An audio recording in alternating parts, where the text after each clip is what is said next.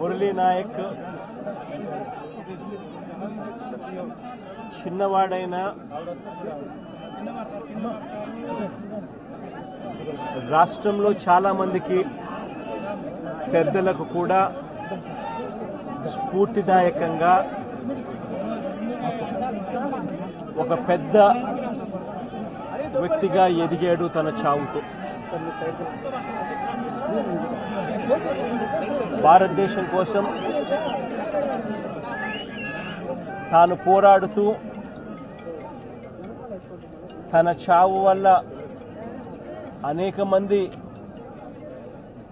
మిగిలిన అన్నదమ్ములు అక్కచెల్లెమ్మలకు రక్షణిస్తూ తాను ప్రాణాలు కోల్పోయాడు. అలాంటి మురళిని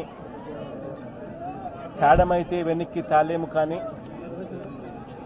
కానీ మురళి చేసిన త్యాగానికైతే మాత్రం ఆంధ్ర రాష్ట్రంలో ఉన్న ప్రతి ఒక్కరం కూడా మురళికి ఇప్పటికీ కూడా రుణపడే ఉంటాం. రాష్ట్ర ప్రభుత్వం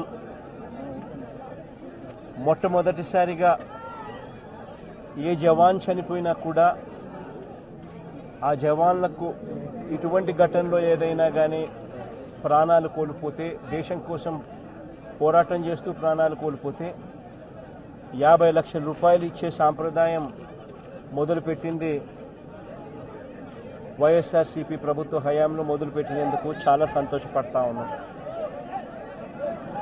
ఆ సాంప్రదాయాన్ని కొనసాగిస్తూ ఇప్పటి ప్రభుత్వం కూడా 50 లక్షల రూపాయలు మురళి కుటుంబానికి ఇవ్వడానికి ముందుకొచ్చినందుకు ఈ ప్రభుత్వానికి కూడా కృతజ్ఞతలే.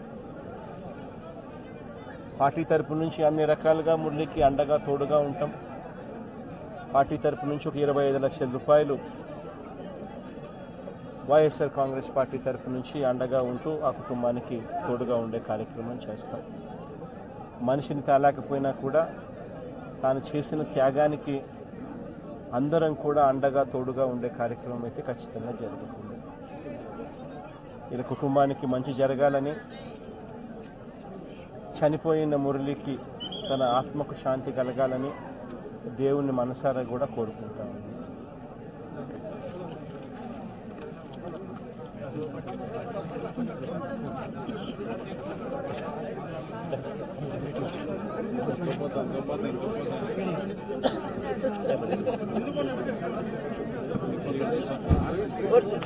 కోటి కోటి ధన్యవాదాలు సార్.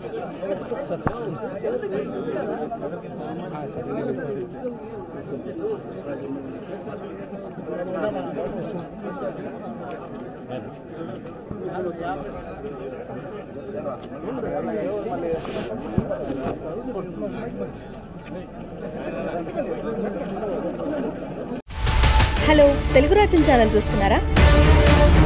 సామాజిక, రాజకీయ, జీవన చిత్రణే తెలుగు రాజ్యం. అతిశయోక్తులు, అసత్యాలు ఉండవు. రాజకీయ కోణం కాదు, ప్రజా కోణమే కొలబద్ద. తెలుగు రాజ్యం వీక్షణ మీ ఉత్తమ అభిరుచికి నిదర్శనం.